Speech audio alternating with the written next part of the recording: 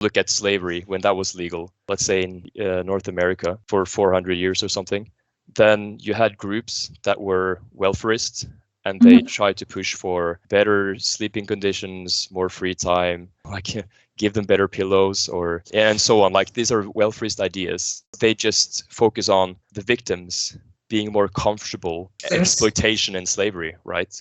And then you have other groups that were abolitionists, which said, recognizes that this is wrong, period, no matter what. If you own someone or view them as a resource and you exploit them, that's wrong, period. So stop it. Let's not look for the right way to do the wrong thing.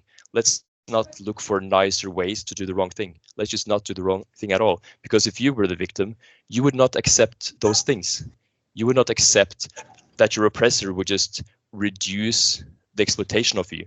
You would only accept it if they stopped, right? So if we care about animals and we acknowledge that they are sentient individuals with preferences to live and be free and have bodily autonomy, then we should also look at this from that perspective. Hello, dear friends. Today we have a wonderful guest. This is Birger, a vegan activist from Norway. Welcome. Thank you so much. I'm very pleased to be here with you, and I'm looking forward to our conversation. It's going to be interesting.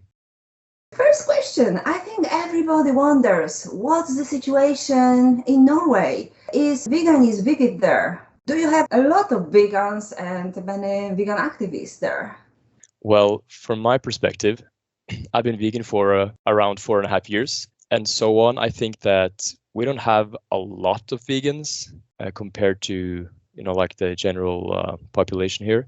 But we have enough to have some groups on Facebook here and there and some small communities in different cities. And in terms of activism, I think most people might be kind of a bit under the radar activists, like they're not maybe so vocal or direct. Maybe, they share posts and they share their views and they just kind of live by being an example. But what I know is that I lived in Bergen before, and that's when I became vegan. And then I went to the city center to meet other vegans, and we did like Cube of Truth in AV style. So I know that in Bergen they are active, and I moved to Oslo now. There's a bigger activism scene going on here, of course, because it's the capital, right? So we have more vegans and more activists. So right now we're building up the activism scene more and more. And I'm really excited for it and optimistic.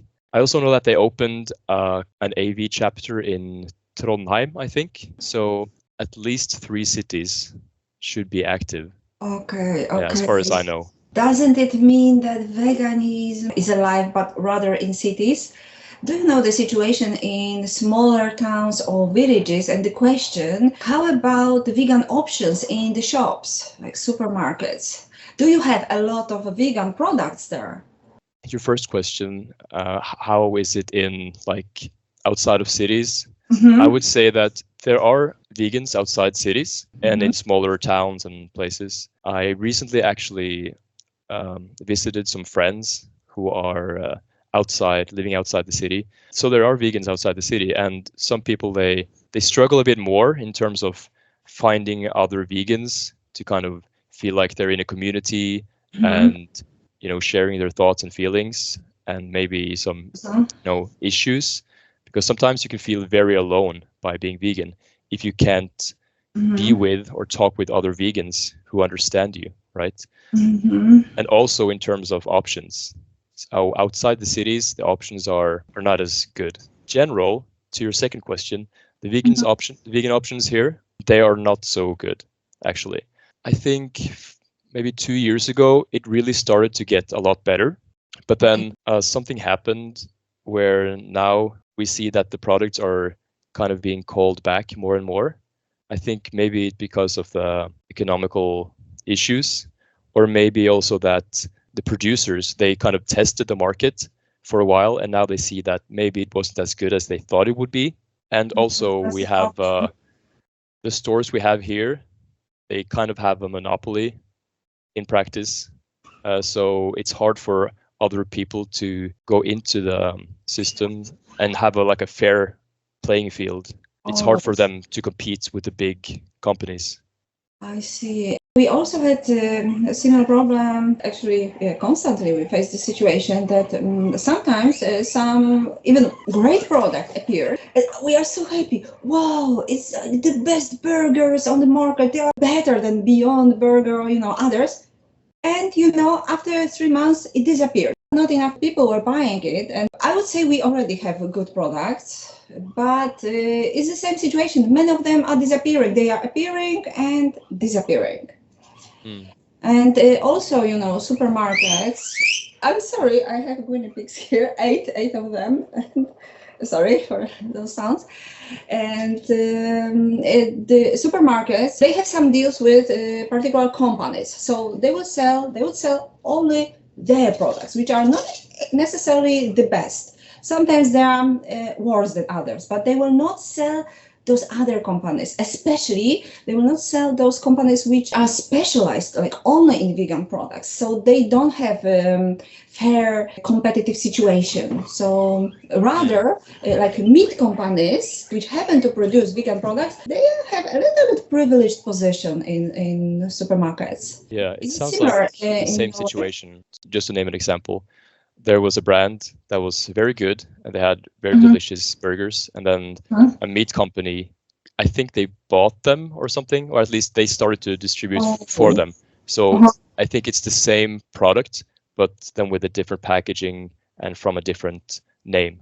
I'm not exactly sure if the product got cheaper because of that, because of the production line, or if it got more expensive. I'm not sure. So there might be some pros or cons with it.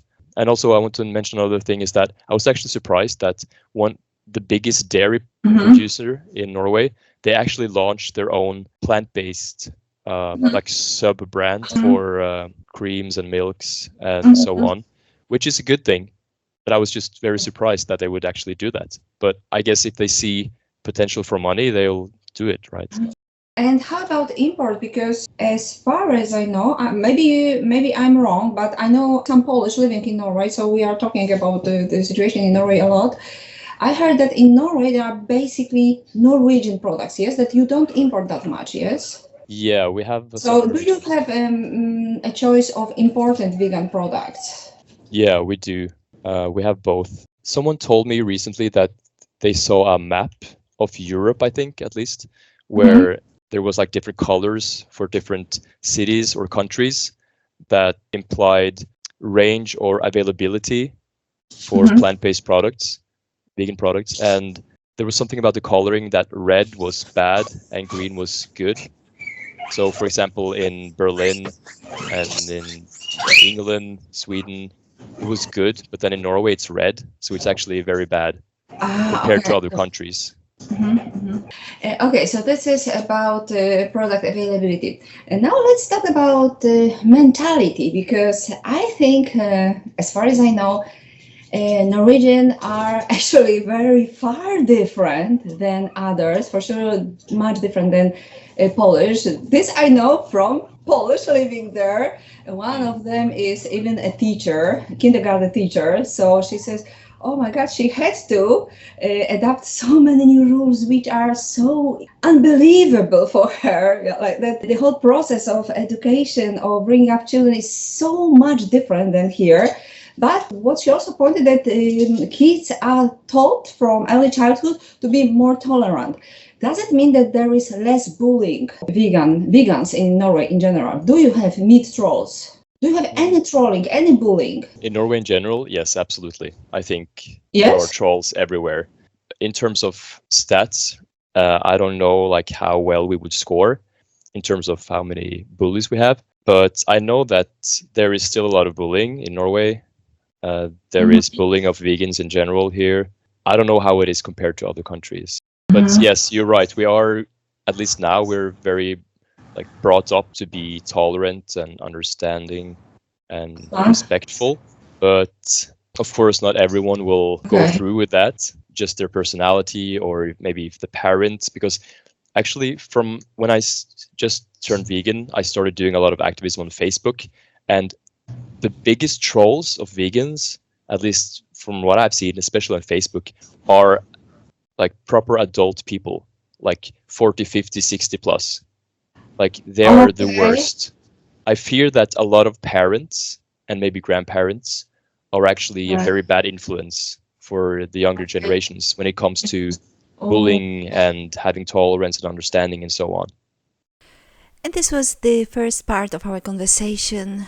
On all my channels I avoid long videos, therefore the long speeches or long conversations I cut into pieces. Soon we get back to you. Thank you for your attention. See you next time. Bye.